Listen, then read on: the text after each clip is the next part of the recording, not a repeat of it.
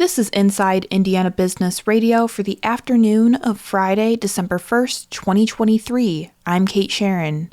A West Lafayette-based startup founded by Indiana life sciences icon Dr. Philip Howe has closed on a $30 million Series C funding round. OnTarget Laboratories Incorporated plans to use the funding to accelerate commercialization of Cytolux, a molecular imaging agent used to illuminate cancer cells during surgery. Cytolux received approval from the U.S. Food and Drug Administration in November 2021 for use in ovarian cancer patients. Just over a year later, the treatment landed a second FDA approval for lung cancer. Howe previously spoke with Inside Indiana Business about the use of Cytolux in lung cancer patients. What Cytolux does is it enables the surgeon to see these cancer lesions, these nodules, and to remove them. And so far, in the clinical trials to date, surgeons have been able to find additional cancer in almost 2/3 of all patients that have been treated with Cytolux. OnTarget Laboratories says the imaging agent enables surgeons to detect more cancer to be removed. Howe, the Ralph C. Corley Distinguished Professor of Chemistry in Purdue University's College of Science, says surgeons were able to find otherwise undetected cancer tissue in 24% of lung cancer patients during clinical trials. Toyota Motor North America on Friday announced Tim Hollander has been promoted to president of Toyota Indiana. Hollander succeeds Leah Curry, who is retiring after 26 years with the automaker. Hollander has been with Toyota since 1998, serving in leadership positions with both Toyota Indiana and Toyota West Virginia. He was named Vice President of Administration at the Toyota Motor Manufacturing Indiana plant in Princeton in 2017, and most recently served as Vice President of Manufacturing. Elkhart officials cut the ribbon Thursday on the new Tolson Center for Community Excellence. The new Tolson Center, which opened Thursday with performances, tours, and a meal, is nearly 30,000 square feet. The $16 million project features the community center with 2 gymnasiums, an art room, dance room, cafeteria, and meeting rooms, as well as outdoor recreation areas. It will house programming for youth, their families, and seniors, covering everything from fitness to art, music, and literacy. Elkhart Mayor Rod Robertson speaks at the opening of the center. This is a community that, with the right relationship, can, just as we talked about earlier, use this as a catalyst to build what this community can become.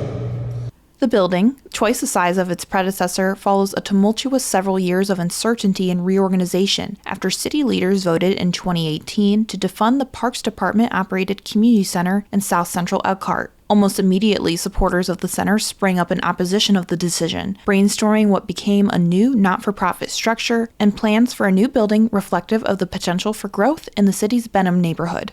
From the #1 source for Indiana business news, this is Inside Indiana Business Radio.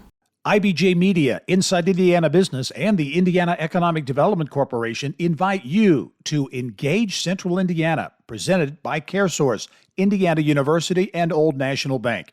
You won't want to miss our fireside chat with Governor Holcomb and the Michael A. Carroll Award presentation to Mitch Daniels. Plus, we'll dive into the important issues shaping the region's economy. It's December 6th at the JW Marriott in downtown Indy. RSVP at ibj.com/engage. Inez Evans, Indigo CEO and president, has submitted her resignation to the organization's board and plans to depart her role December 31st, after more than 4 years with the agency, Indigo announced Friday. Indigo did not say why Evans was stepping down, but said it planned to, quote, accept her resignation and celebrate her tenure during the upcoming board meeting on December 14th. She was the first Black woman to become president and CEO of Indigo and was one of only 9 Black women in the country to serve as the CEO of a transit agency. Jennifer Pires, Chief Development Officer for Indigo, will become interim CEO after Evans' departure. Pires has been with the agency for nearly 4 years and is credited in an Indigo media release as being, quote, the woman behind the purple line.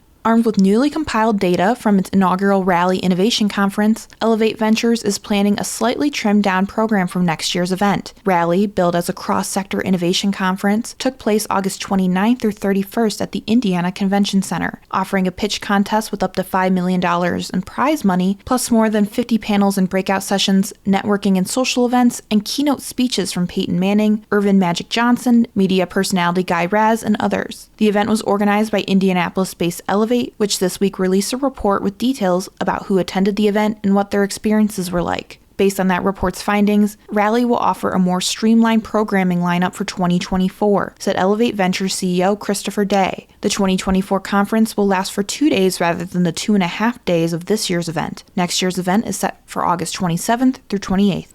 The leaders of the state house's dual Republican supermajorities have been clear. After recent gambling industry scandals involving former lawmakers, next year's legislative session will include no expansion of gaming. That prompted a divided response over what to do instead. It's a chance for reform, some government transparency and ethics advocates say, but others, industry leaders, experts, and regulators, have warned against knee-jerk reactions. The gambling industry and advocates have for several years wanted to legalize iGaming, but that timeline may now be years longer than previously expected. Former Representative Sean Eberhart, a Republican from Shelbyville, pleaded guilty on Tuesday to a federal felony charge, conspiracy to commit honest services fraud. Inflation is slowing steadily, but it's too early to declare victory or to discuss when the Federal Reserve might cut interest rates, Chair Jerome Powell said Friday. Speaking at Spielman College in Atlanta, Powell noted that consumer prices, excluding volatile food and energy costs, rose at a 2.5% annual rate in the past 6 months. That's not far above the Fed's 2% inflation target. Still, more progress is needed, Powell said. He added, quote, "It would be premature to conclude with confidence that the Fed has raised its benchmark interest rate high enough to fully defeat high inflation. Nor is it time to, quote, speculate on when policy might ease," Powell said, referring to the possibility of cuts in the Fed's benchmark interest rate, which affects many consumer and business loans. Instead, he said the Fed's interest rate setting committee is, quote, moving forward carefully, phrasing that analysts consider a signal that the central bank doesn't plan any changes to interest rates anytime soon.